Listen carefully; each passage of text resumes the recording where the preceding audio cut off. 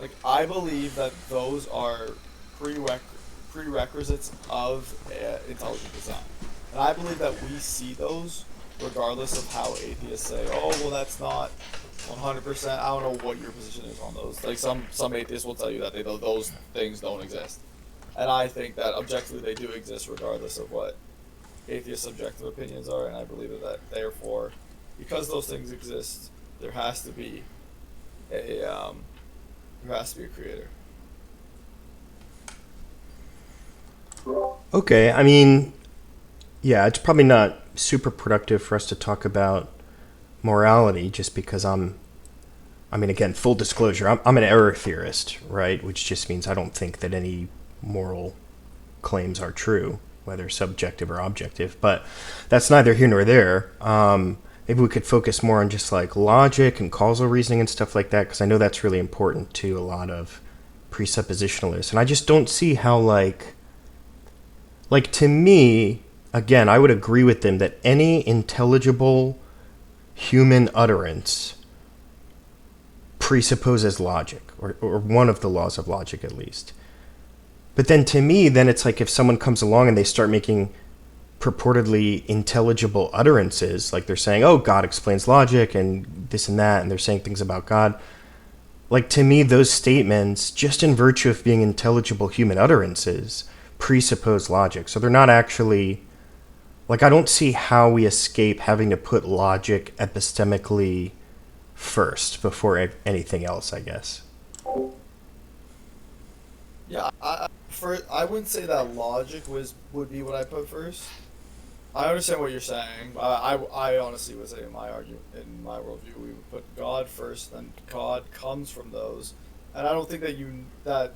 I think that God proves like the laws of logic as well. Yeah, I guess I mean, I'm not saying you're wrong. It's just hard for me, I guess, to even understand what that means. I mean, like to say that God proves logic, like to me, that's such like a logic laden statement, right? So again, I just Where do like, you think logic comes from?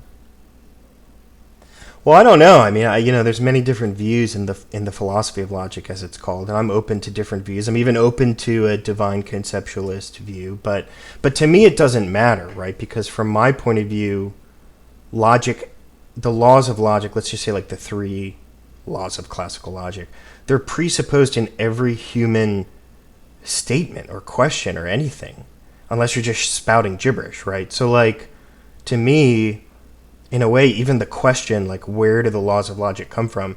It's already, like, the laws of logic are already baked into that question. They're already baked into any candidate answer to that question. And so it just, to me, I guess just the laws of logic would have to come. Like, we might have other conversations about where to prioritize different things in our epistemology or our metaphysics, but for me, epistemologically, the laws of logic have to come first. You can't. I don't even know what it would mean to explain I logic without presupposing it. I think logic can be observed outside of outside of humanity, not just of what a human says. Will presuppose logic. Like observing anything by the laws of science, by induction, would be an observation of logic. Like how every time I drop my pen, it's going to fall. That's logical for that to happen.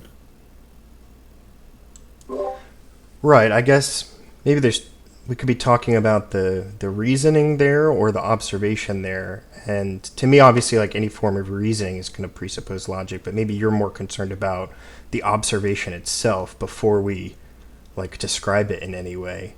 Is that right? I don't really know. This is a very intelligent conversation that I'm not smart enough to discuss. It's not usually my field of argument for defending the existence of God. So I'm not really read up or smart enough to answer some of these questions. I'll be completely honest.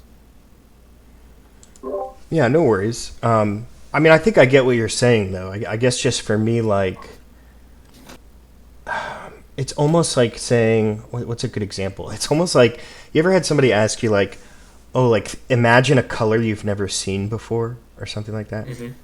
And it's like you can't do it, right? And like so for me, any human experience, like at least presupposes the law of identity, that A equals A, something like that. Because even if you're going to say I'm having an observation right now, or I'm having an experience of blue or whatever, like already you're you're equating it with itself. You're saying like I am having an experience, and I'm not having an experience. So yeah, I guess maybe I'm not answering your question.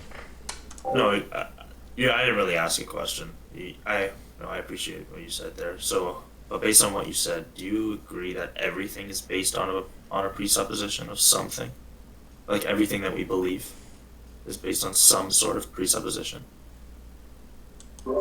I guess it depends what you mean. I mean, to me, it's like semantics at that point. Like, if you know, I guess I could be comfortable saying, like, at the very least, everything presupposes logic. I mean, what I'm probably most comfortable saying is like, because if you were to like, I think if you were to catch me on a bad day and ask me like what justifies logic or something, I just wouldn't even like answer the question philosophically. I would just say like, well, like you're welcome to try and be illogical if you want, right? So I'd be more pragmatist on sort of a down day. So maybe on those days I'd say like, well, no, I'm not presupposing logic as like this belief. It's more just like I have to employ logic in order to operate, and I personally like to operate and move around. Do you affirm logic? Yeah, I mean, yeah. Okay. Okay. At least we found solid ground there. I don't think we need to discuss more about that. I'm not saying that I'm not interested. I'm just saying for the sake of me being a Christian, I'd like to discuss other things about you being an atheist, if that's okay. Sure. Okay. Do you believe in free agency / free will? Not actually. I mean, you know, we can use the term, I guess. I'm comfortable using the term in colloquial conversations, but on a deep level, no. Okay. So do you think we ought to punish criminals then? Yeah, I think for pragmatic reasons, that's probably best, yeah. But ultimately, we don't have a choice over that, over punishing them. And ultimately, the criminal didn't have a choice over committing the crime. Would you agree with that? Yeah, on like the deepest metaphysical level, definitely. Okay, so why would you advocate for something that you don't have control over and that they don't have control over? Well, I guess it depends what you mean by advocate. I just think it's a factual statement to say that societies who do that, who engage in punishment practices, are, you know, more stable than societies that don't, right? Than like complete anarchy or something. So I wouldn't advocate for it in this like robust moral sense. I just think that's a factual statement to make, and that's really all we can say. Do you believe deep down that you have a choice to speak to me right now? Not deep down. Dang. It might seem that way, but but not actually. So have you heard of Robert Sapolsky before? Just hang on, Cowabunga. We'll get to you in a little bit. Okay, so you don't believe in any type of free agency. At least that's consistent with what I believe is an inconsistent worldview of yours. But okay, so we've gotten past that point. Do you believe that life can come from non-life? Depends what you mean. I think those are just kind of arbitrary concepts, honestly. I think it's just a spectrum of stuff, and some of it looks more complex than other bits of it. But there's like I'm saying, like the origin of life. Yeah, no, I hear you. I mean, I hope this doesn't sound like a dodge, but I just think it's like not a super meaningful question. Like there's just stuff, and we point to some of it, and call it life. We point to other parts and call it non-life. But really, there's just a spectrum of stuff, and like there's like jellyfish and viruses and stuff that's kind of like half alive, half not. We don't really know what to say about it. It doesn't have a brain or a heart or eyes or anything. So I think it's just a spectrum of stuff, and we just kind of come up with these human concepts and call some of it life. I wouldn't don't think you would define life to be that way either. I would define life as something that has the capacity to grow, reproduce, have some sort of activity, and being able to change preceding death. I don't think we've seen anything that's half of that, and half what we consider not alive. Yeah, I mean, that's fair. It sounds like the working scientific definition. I know they've updated that definition a few times, but yeah, I'm happy to take that on board for the purposes of conversation. But to me, that's like a convention, right? Like we just do that for practical purposes in science, not because it like actually carves nature at the joints in any deep way. Okay, so how do you think that this comes from our current definition of something that's not alive in terms of the origin of life? Yeah, I just think there's complexity. And once things get complex enough, we call it life because it's so different, it looks like, than rocks. But to me, maybe one way of putting it, I mean, this is kind of facetious, I guess, but one way of like getting to kind of the essence of my view would be like, I could say like, well, no, nothing's alive actually. It's just an illusion. Like there's just stuff and some of it's really complex. And we call that life. Okay. Okay, I guess we're not going to find solid ground on that argument. What about this one I don't usually use. What do you think identifies a human? What do I think identifies a human? Yeah. Yeah, that's a fun one. I mean, I don't know if I think there is like a right answer. I think like we actually mean a lot of different things by human in a lot of different contexts. So like in scientific context, obviously, we probably mean something about like human DNA and whether or not like species, it's part of the same, something's part of the same species. I think in philosophical context, I know most people use like an Aristotelian definition, like a rational animal or like language capacity or something like that. So I don't know. I think it means a lot of different things depending on the context because it's just a word after all. Okay, I don't think we're gonna find solid ground on that either. I'll just ask you one final question. How do you explain conviction and guilt?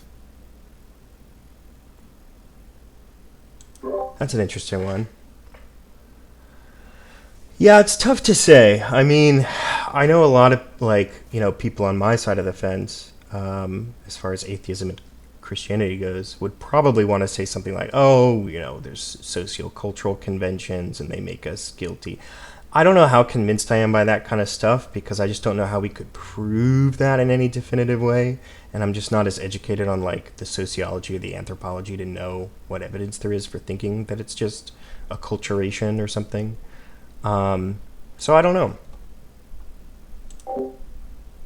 Okay, well, I don't think that there's much convincing I can do to you. I know you're not trying to dodge my questions. I'm not saying you are dodging my questions. You do seem genuine, but at the same time, I feel like you don't really live your life like this, where you take everything as ambiguous and you study it deep down to try to get the full understanding. And I wish you could have a conversation like you live your life with things about me, about these things with me, but I don't think we're gonna get there. I'm not slating you in any way, but I'm just saying that I don't think we're gonna really find solid ground on these discussions. But I do appreciate your discussion with me. Yeah, I appreciate you right back, man. I apologize if I'm too far gone down the the void, the abyss, to have a productive conversation with. I mean, yeah, let me see if I can help you out and try and, I mean, the way I live my life. You're never You too really far live gone your for life. Christ. Do you really live your life like this, where like everything that you do it with skepticism? Everything that you believe is with skepticism? I guess it depends what you mean. I mean, like. This is what I mean. Oh. When you answering me like that. That's funny. Yeah, I just think language is really clunky, right? So it's tough for human beings to understand each other without having conversations like this and clarifying concepts. I mean, so if you're asking me like something like really simple, like okay, my cat, like when I put food down, would I be surprised if my cat like didn't eat it, or if my cat just spontaneously turned into a bird or something? It's like, yeah, no, of course. Like I have like expectations and ordinary beliefs, and you know, there's even, you know, just because I'm an atheist doesn't mean I like steal from people any chance I get, or you know, would murder someone if I thought I could get away with it or whatever. So I think I get what you're saying as far as like how I live my life. I mean, it's tough though, because like for me, and maybe I'm just like on the spectrum or something, what do I know? But I mean, I do kind of, maybe I'm just a sociopath. I do kind of just live my life like a robot. Like it's just like, no, it's just like, why do I work? Like, yeah, to have money. Why do I have money? Like for food. Like, why do I have a girlfriend? Because it's, you know, more fulfilling than not having a girlfriend. Why do I watch TV? Like, it is just kind of like, none of it's moral in any way. It's just inputs and outputs, and that's fine. I don't think it's fine, man. I really wish you would come to repentance and put your faith in something that can save you, and not your own desires. But anyways, you can get the last word in if you want. But I'm going to move to Papa and speak to him and see if he Yeah, wants to say yeah. anything. That's fair. I don't want to dominate. Well, I'll just thank you for the conversation and express to the room and to the wider universe that, you know, if I'm wrong and I need to be saved, then I become convinced of that. I hope so too. All right. God bless, man. Thank you. Take care.